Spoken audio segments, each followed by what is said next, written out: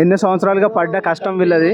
ఎందుకంటే శంకర్ గౌడ్ గారు బలిదానం కావడం వల్ల ప్రభుత్వం దగ్గరికి దిగొచ్చి ఇప్పుడు వీళ్ళకు అనుకూలమైన వాతావరణం కల్పించింది. అదేంటో ఇప్పుడు తెలుసుకుందాం అన్న. ఇప్పుడు శంకర్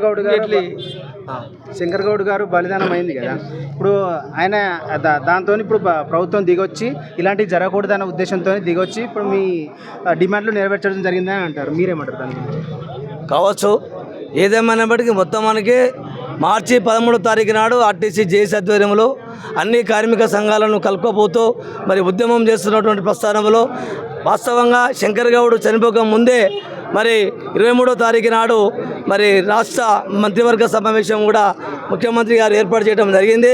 బహుశా ఆ ముఖ్యమంత్రి గారు కూడా దీని పట్ల సానుకూలంగా నిర్ణయం తీసుకునేది ఉండే, కానీ శంకర్ గౌడ్ చరిత్రావేశంతో తొందరపడి ఆత్మబలిదానం చేసుకోవడం వల్ల మాకు అందరికీ బాధ అనిపించింది. తర్వాత విషాద ఛాయలు అన్నీ అలుపుకున్నాయి. తర్వాత చాలా దుఃఖంతో బాధతో మేమంతా ఆ రోజు మొత్తం చాలా ఆవేదన వ్యక్తం చేశాం, చింతించాం. కానీ ఈరోజు ఆయన మరణం చాలా తీరని లోటు. కార్మిక వర్గాన్ని మాతో కలిసిమెలిసి ఉన్నటువంటి శంకర్ గౌడ్ మాకు దూరం కావడం చాలా బాధాకరం, విషాదకరం. కాబట్టి అతనికి అశ్రు నివాళులు జోహార్లు అర్పిస్తూ వాళ్ళ కుటుంబానికి ప్రగాఢ సానుభూతిని తెలియజేస్తూ వారికి ఆత్మశాంతిని చేకూర్చాలని చెప్పేసి తెలియజేస్తూ ఈరోజు ప్రభుత్వం కూడా ఒక దశలో ఇలాంటి మరణాలు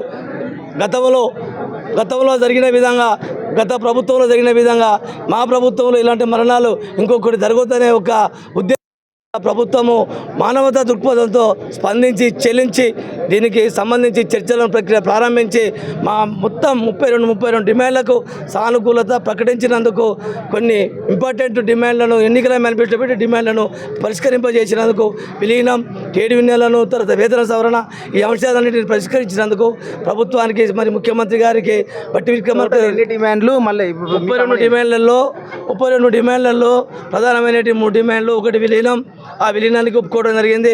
రెండవది యూనియన్లు, ఆ యూనియన్లకు ఒప్పుకోవడం జరిగింది. మూడవది పిఆర్సీ కూడా ఒప్పుకోవడం జరిగింది.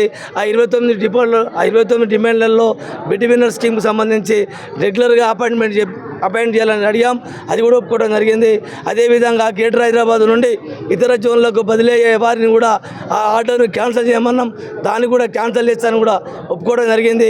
ఇంకా తదితర దీర్ఘకాలిక డిమాండ్లు అన్నిటిని కూడా ఒప్పుకోవడం జరిగింది.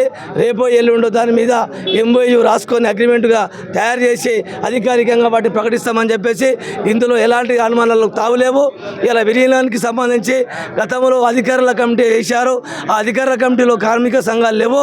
ఆ కార్మిక సంఘాలు ఉండాలని చెప్పేసి మేము పట్టుబడితే మరి ఇప్పుడు ఏ కార్మిక సంఘాన్ని పెట్టాలనే ఉద్దేశంగా ఈరోజు ముందుగా కార్మిక సంఘాలకు ఎన్నికలు పెట్టి గుర్తింపు సంఘం ఎన్నికలు అయిపోయిన తర్వాత ఆ గుర్తింపు సంఘంలో ఎవరైతే గుర్తింపు సంఘంగా ఉంటారో వాళ్ళనే ఆ కమిటీలో పెట్టి ఆ విలీనాన్ని పూర్తి చేస్తామని చెప్పి ప్రభుత్వం అధికారికంగా ప్రకటించినందుకు మరి దీనికి కార్మికులంతా ఏదో అనుమానాలు వ్యక్తం చేస్తున్నారట. ఎలాంటి అనుమానాలు లేవు. ఖచ్చితంగా ఈ ప్రభుత్వం అధికారికంగా ప్రకటన మరి పాత్రికేయుల సమావేశంలో మంత్రివర్గ సమావేశంలో మన సబ్ కమిటీలో ఒప్పుకున్నందుకు అది ఎక్కడ కూడా దానికి ఎక్కడ కూడా వేరే విధంగా అనుమానాలకు తావి చేద్దని చెప్పి ఖచ్చితంగా అది అమలు చేస్తారని చెప్పేసి మీరంతా భావించాలని చెప్పేసి కోరుతుంది. ఇప్పుడు శంకర్ గౌడ్ గారికి ఇప్పుడు ఏమైనా ఆర్థిక సాయం చేసేది ఉందా? గవర్నమెంట్ చేస్తున్నారా? గవర్నమెంట్ 10 లక్షల రూపాయలు ఎక్స్గ్రేషియా ఇచ్చింది. అదేవిధంగా అక్కడ ఉన్నటువంటి మన ఎమ్మెల్యే గారు ఒక 5 లక్షలు ప్రకటించడం జరిగింది. అదేవిధంగా ఒక డబుల్ బెడ్రూమ్ ఇవ్వమన్నాము, డబుల్ బెడ్రూమ్ ఇస్తా అన్నారు. అదేవిధంగా ఒక ఉద్యోగం ఇవ్వమన్నాము, ఆ కుటుంబంలో ఆ ఉద్యోగం కూడా ఇచ్చడానికి ఒప్పుకున్నారు.